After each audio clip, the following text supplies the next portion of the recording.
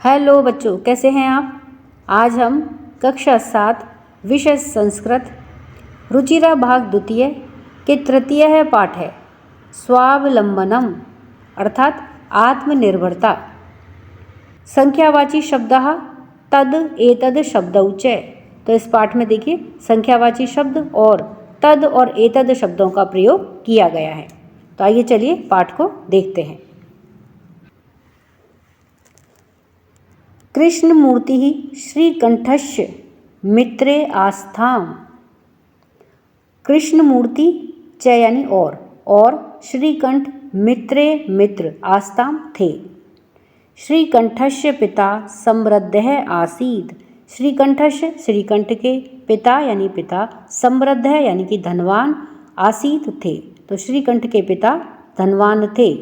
अतः इसलिए तस्य भवने उनके भवन में सर्वविधानी सभी प्रकार के सुख साधनानी सुख के साधन आसन थे। तो उनके भवन में सभी प्रकार के सुख सुविधाओं वाले साधन थे। तस्मिन् विशाले भवने उस विशाल भवन में चत्वारिंशत् स्तंभः आसन। चत्वारिंशत् यानी कि 40 स्तंभः यानी खंबे आसन यानी थे। तस्य 18 प्रकोष्ठेषु तस्य उस 18 18 प्रकोष्ठेषु कमरों में 50 गवाक्षाः 50 यानी 50 गवाक्षा यानी खिड़कियाँ। चतुश्चत्वारिंशत् द्वाराणि चतुष यानी 4 चत्वारिंशत् यानी 40 तो 44 द्वाराणि द्वार। षट्त्रिंशत् विद्युत व्यजनानि च आसन। षट्त्रिंशत् षट यानी 6 और त्रिंशत् यानी 30 तो 36 विद्युत व्यजनानी च और विद्युत यानी बिजली से व्यजनानी पंखे तो विद्युत से चलने वाले पंखे आसन थे। तत्र 10 सेवकाः निरंतरं कार्यं कुर्वन्ति स्म। तत्र वहाँ पर 10 यानी 10 सेवकाः यानी नौकर निरंतरम यानी कि लगातार या हमेशा कार्यम कार्य को कुर्वन्ति स्म करते रहते थे। परंतु कृष्णमूर्तेः माता पिता च निर्धनौ कृषक दंपति। परंतु कृष्णमूर्तेः कृष्णमूर्ति के माता पिता च माता और पिता निर्धनौ निर्धन गरीब कृषक दंपति किसान दंपति थे। तस्य गृहम् आडंबरविहीनं साधारण च आसीत्। तस्य गृहम् उनका घर आडंबरविहीनम आडंबर से विहीन था यानी कि दिखावा नहीं था। साधारण च और साधारण आसीत् था। एकदा श्रीकंठः तेन सह प्रातः 9 तस्य गृहम् आगच्छत्।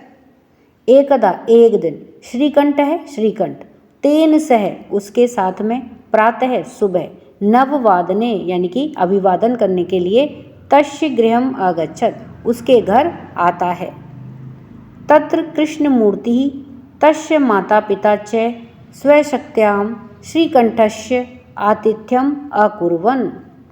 तत्र वहाँ पर कृष्णमूर्ति तस्य माता पिता च यानी और उसके माता पिता स्वशक्त्या अपनी शक्ति के अनुसार श्रीकंठस्य श्रीकंठ का आतिथ्यम यानी कि आदर सत्कार अकुर्वन् करते हैं। एतत् दृष्ट्वा एतत् यानी यह दृष्ट्वा देख करके तो यह देख करके श्रीकंठः अकथयत् श्रीकंठ बोला मित्र हे मित्र अहम भवतां सत्कारणेन संतुष्टो अस्मि। अहम यानी मैं भवताम आपके सत्कारेण यानी कि सत्कार से आदर सत्कार से संतुष्टो अस्मि संतुष्ट हूँ। केवलम केवल इदम यानी यह और एव यानी ही केवलम केवल तो केवल यह ही मम मेरा दुख है दुख यत की तब तुम्हारे गृह घर में एको अपि तो एक है प्लस अपि एक भी भृत्य है नौकर ना अस्ति नहीं है। तो केवल यह ही मेरा एक दुख है कि तुम्हारे घर में एक भी नौकर नहीं है।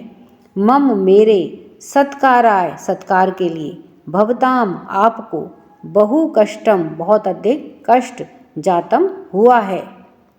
मम गृहे मेरे घर में, तू तो, वह बहुत अधिक, कर्म करहा काम करने वाले, संति हैं मेरे घर में तो बहुत काम करने वाले हैं।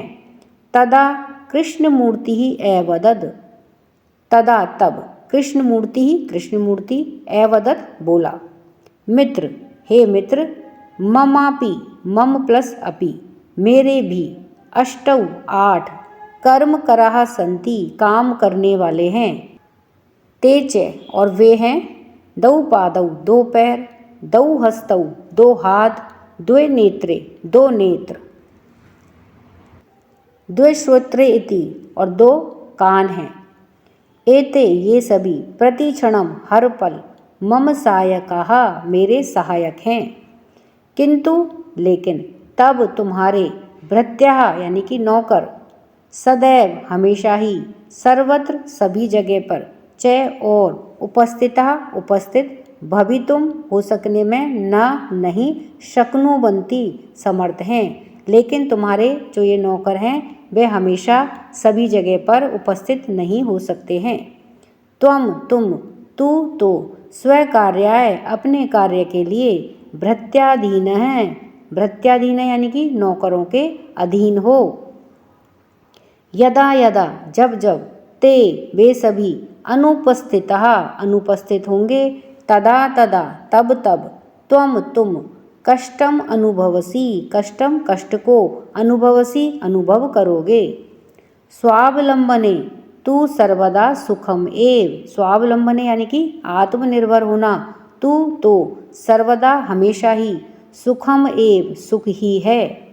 न कदापि कष्टम, न नहीं, कदापि कद प्लस अपि कभी भी नहीं, कष्टम कष्ट को, भवती होता है यानी कि इससे कभी भी कष्ट नहीं होता है। श्रीकंठ है अवदत, श्रीकंठ बोला, मित्र हे मित्र, तब वचनानि तुम्हारे वचन या तुम्हारे कथन, श्रुतवा सुनकर के, मम मेरा, मनसी मन, महती बहुत अधिक, प्रसन्नता जाता प्रसन्न हो गया है। अधुना अब से, अहम अपि मैं भी, स्वकार्याणि अपने कार्यों को, स्वयं एव स्वयं ही, कर्तुम करने की, इच्छामि इच्छा रखता हूँ। अब से मेरे कार्यों को मैं स्वयं ही करने की इच्छा रखता हूँ। भवतु बहुत अच्छा है। सार्ध द्वादश वादनम इदम, सार्ध यानी आधा, द्वादश यानी 12 और वादन यानी बजे, इदम यानी यह। तो अब 12:30 बज गए हैं।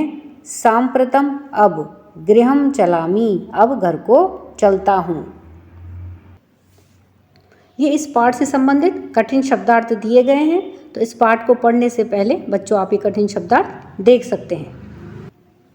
तो इसमें देखिए, समृद्ध है यानी धनी, चत्वारिंशत् है 40, अष्टादश 18, प्रकोष्ठेषु कमरों में, पंचाशत् 50, गवाक्षः खिड़कियाँ, चतुश्चत्वारिंशत् है 44, षट्त्रिंशत् 36, कृषक दंपति किसान पति पत्नी, आतिथ्यम अतिथि सत्कार, कर्म करह काम करने वाला या नौकर, भवताम आपके, भृत्यः नौकर या सेवक, शक्नुवन्ति सकते हैं। प्रश्न 1, उच्चारणम कुरुत, उच्चारण कीजिए। तो आइए आप मेरे साथ में उच्चारण करें।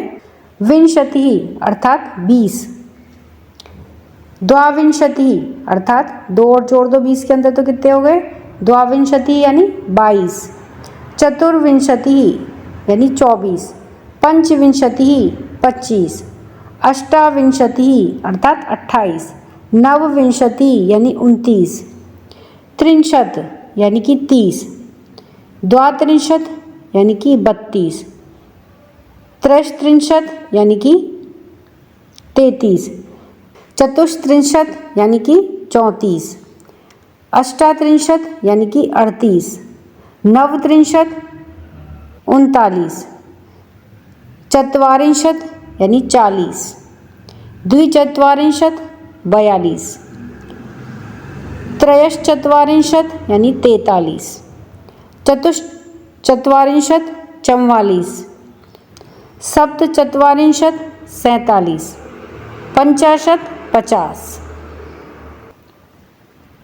प्रश्न 2, अधोलिखितानां प्रश्नाम उत्तराणि लिखत। नीचे लिखे हुए प्रश्नों के उत्तर लिखिए। तो यहाँ पर देखिए कुछ प्रश्न दिए गए हैं जिनके हमें उत्तर लिखने हैं। तो आइए इन प्रश्नों के उत्तर हम देखते हैं।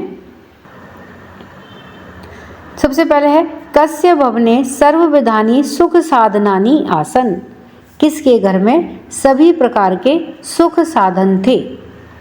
उत्तर है श्रीकंठस्य भवने सर्वविधानि सुख साधनानि आसन। श्रीकंठ के घर में सभी प्रकार के सुख साधन थे। नंबर 2 है कस्य गृहे कोऽपि भृत्य न अस्ति। भृत्य यानी होता है नौकर या सेवक। किसके घर में कोई भी सेवक नहीं है। उत्तर है कृष्ण मूर्तेः गृहे कोऽपि भृत्यः न अस्ति। कृष्ण मूर्ति के घर में कोई भी सेवक नहीं है। आगे है श्रीकंठस्य आतिथ्यम के अकुर्वन्। श्रीकंठ का अतिथि सत्कार किन्होंने किया। उत्तर है श्रीकंठस्य आतिथ्यम कृष्णमूर्ति ही तस्य माता पिता च अकुर्वन्। श्रीकंठ का अतिथि सत्कार कृष्णमूर्ति और उसके माता पिता ने किया। आगे है सर्वदा कुत्र सुखम। हमेशा कहाँ सुख है। उत्तर है कि स्वावलंबने तु सर्वदा सुखम। स्वावलंबन में हमेशा सुख है। श्रीकंठः कृष्णमूर्तेः गृहं कदा अगच्छत्। श्रीकंठ कृष्णमूर्ति के घर कब गया था। तो उत्तर है श्रीकंठः कृष्णमूर्तेः गृहं एकदा प्रातः 9 वादने अगच्छत्। श्रीकंठ कृष्णमूर्ति के घर एक बार सुबह 9 बजे गया था। आगे है कि कृष्णमूर्तेः कति कर्मकराः सन्ति। कृष्णमूर्ति के कितने सेवक हैं। उत्तर है कृष्णमूर्तेः 8 कर्मकराः सन्ति। कृष्णमूर्ति के 8 सेवक हैं। कर्मकराः यानी सेवक या नौकर। प्रश्न 3, चित्राणि गणित्वा तद्दः संख्यावाचक शब्दम लिखत। चित्रों को गिन करके उनके सामने संख्यावाचक शब्द लिखिए। तो यहाँ पर देखिए ये चित्र दे रखे हैं। अब इन्हें हमें गिन करके यानी कि ये संख्या में कितने हैं वह हमें यहाँ पर रिक्त स्थान के अंदर लिखने हैं। तो आइए इन्हें गिन करके इन्हें उत्तर के साथ में देखते हैं।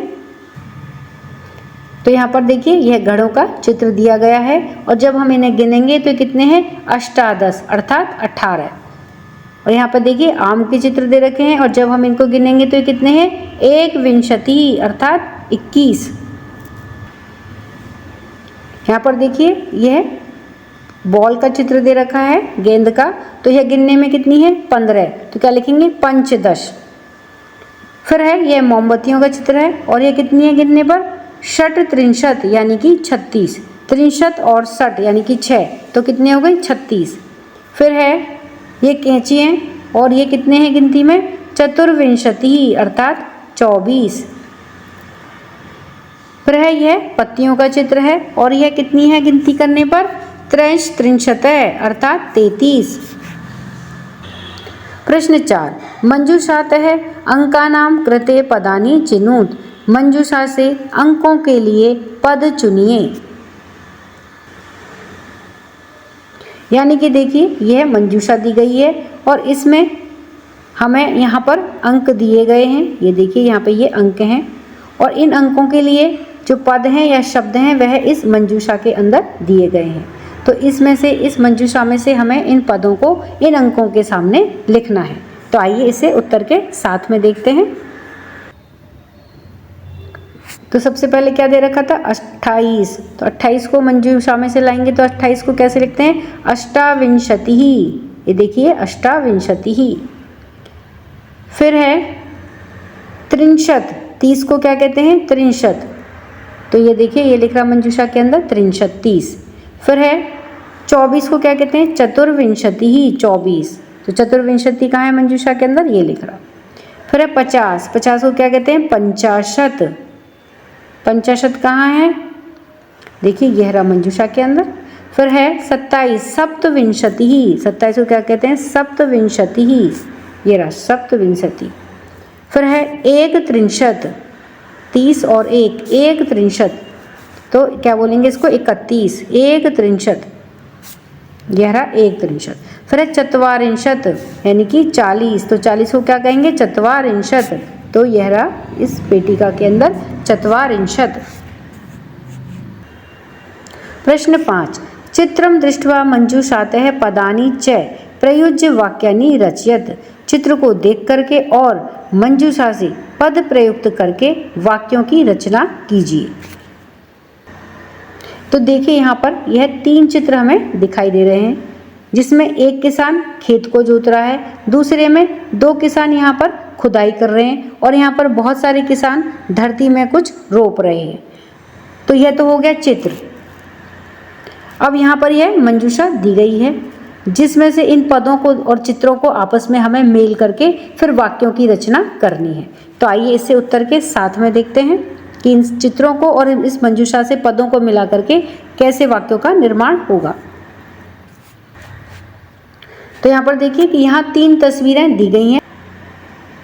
तो यहाँ पहली में तो एक किसान खेत को जोत रहा है, तो एक किसान के लिए क्या आएगा, एषः कृषकः, और क्या कर रहा है वह, खेत को जोत रहा है, तो क्षेत्रम कर्षति, एक किसान खेत को जोत रहा है। और दूसरी में 2 किसान खोद रहे हैं, तो 2 किसानों के लिए क्या आएगा, एतौ कृषकौ, ये 2 किसान खनन कार्यम कुरुते, यानी कि खोदने का कार्य कर रहे हैं या खोद रहे हैं। तथा तीसरी तस्वीर में 2 से ज़्यादा किसान फसल उगा रहे हैं, तो 2 से ज़्यादा किसानों के लिए क्या आएगा, एते कृषकः, यानी कि ये किसान या ये बहुत सारे किसान धान्यम रोपयन्ति, धान को या फसल को उगा रहे हैं। प्रश्न 6, अधोलिखितान समयवाचकान अंकान पदेषु लिखत। नीचे लिखे हुए समयवाचक अंकों को पदों में लिखिए। तो यहाँ पर देखिए ये अंकों में लिखा हुआ है समय, इसको हमें शब्दों में या पदों में लिखना है। यहाँ इनके सामने हमें शब्दों में लिखना है कि कितने बजे हैं। जैसे सबसे पहले दे रखा है सार्ध, यहाँ पे 12 की जगह आएगा 10 वादनम, सार्ध 10 वादनम, 10 साढ़े 10 बजे हैं, तो साढ़े 10 के लिए क्या आएगा, सार्ध, सार्ध यानी 30 मिनट्स ऊपर, 30 मिनट ऊपर, और 10 वादनम यानी कि 10 बजे, वादनम यानी बजे, 10 वादनम।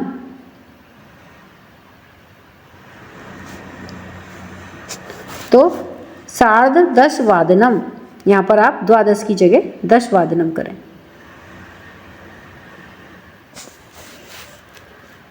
तो सार्ध 10 वादनम, 10:30। उसी प्रकार बाकी के को रिक्त स्थानों को बढ़ते हैं। तो आइए इन्हें उत्तर के साथ में देखते हैं। तो सबसे पहले है 10:30 बजे हैं, तो इसका क्या लिखेंगे, सार्ध, तो यहाँ पे इसको करें आप 10 वादनम, सार्ध 10 वादनम यानी कि 10:30 बजे। फिर यहाँ पे क्या दे रखा है, 7 बज रहे हैं, तो क्या लिखेंगे, सप्तवादनम, 7 बजे। फिर यहाँ पे कितना दे रखा है कि 2:30 बज रहे हैं, 2:30, तो 30 मिनट ऊपर है, तो क्या लिखेंगे, सार्ध, और कितने बज रहे, 2 बजे, तो द्विवादनम, सार्ध द्विवादनम। फिर देखिए क्या बज रहे हैं, 11 बज रहे हैं, तो इसको कैसे लिखेंगे शब्दों में, 11 को क्या कहते हैं, एकादश, एकादश वादनम। फिर है कितने बज रहे हैं, 4:30, तो साढ़े के लिए यानी कि 30 मिनट्स के लिए क्या लिखेंगे, सार्ध, और कितने बज रहे हैं, 4, तो चतुर्वादनम, सार्ध चतुर्वादनम। फिर 1:30 बज रहा है, तो सार्ध 1 वादनम। फिर है यहाँ पे देखिए कितने बज रहे हैं, 5, अंकों में लिख रहा है 5। अब शब्दों में कैसे लिखेंगे, पंचवादनम, 5 बजे। यहाँ पे देखिए कितने बज रहे हैं, 3:30, तो 3:30 को क्या लिखेंगे, सार्ध त्रिवादनम, 3:30 बजे। यहाँ पर देखिए कितने बज रहे हैं, 9 को क्या बोलेंगे, नववादनम। फिर यहाँ पे कितने हैं, 12:30 बज रहे हैं, 12:30 को क्या लिखेंगे, सार्ध, और 12 बजे को क्या लिखेंगे? द्वादश वादनम, सार्ध द्वादश वादनम। यहाँ पर देखिए क्या लिख रहा है, 8 बज रहे हैं, तो 8 को क्या से लिखेंगे? अष्ट वादनम, 8 बज रहे हैं। फिर यहाँ पे कितने हैं? 7:30 बज रहे हैं, तो 7:30 में जो 30 मिनट है उसके लिए तो क्या आएगा? सार्ध, और 7 बजे के लिए क्या आएगा? सप्तवादनम, सार्ध सप्तवादनम। तो इस प्रकार से हम इन अंकों में जो समय बज रहा है उसको हम शब्दों में इस प्रकार से लिखेंगे। प्रश्न 7, मंजूषातः पदानि चित्वा रिक्त स्थानानि पूरयत। मंजूषा से पद को चुन करके रिक्त स्थान पूर्ण कीजिए। तो यहाँ पर देखिए यह पीठिका दी गई है जिसके अंदर यह शब्द दिए गए हैं। इन शब्दों को हमें जो उचित शब्द हैं उनको इन रिक्त स्थानों के अंदर भर के वाक्यों को पूरा करना है। तो आइए इन्हें उत्तर के साथ में देखते हैं। तो इसमें सबसे पहले है कि षड, रिक्त स्थान में क्या आएगा? षड। 6 ऋतवः भवन्ति, 6 ऋतुएं होती हैं। फिर है मासाः भवन्ति, कितने महीने होते हैं? उत्तर क्या आएगा? द्वादश, 12 महीने होते हैं। फिर एकस्मिन् मासे त्रिशत अथवा एकत्रिंशत् दिवसाः भवन्ति, एक महीने में 30 या फिर एकत्रिंशत् यानी कि 31 दिवसाः भवन्ति, दिन होते हैं। एक महीने में 30 या फिर 31 दिन होते हैं। फिर है फरवरी मासे सामान्यतः 28 दिनानि भवन्ति, फरवरी महीने में सामान्यतः कितने दिन होते हैं? 28 यानी कि 28 दिन होते हैं। मम शरीरे दौ हस्तौ स्तः, मेरे शरीर में दौ हस्तौ यानी कि 2 हाथ हैं।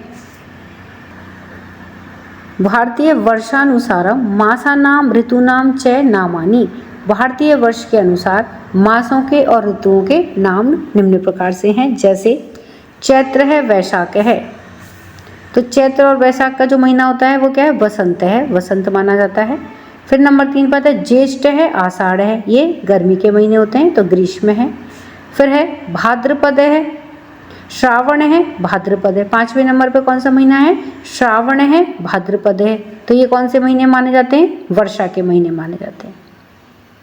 फिर है अश्विन है, कार्तिक है, तो ये हमारे शरद ऋतु के महीने माने जाते हैं। फिर है मार्गशीर्ष है, पौष है, ये हेमंत के महीने माने जाते हैं।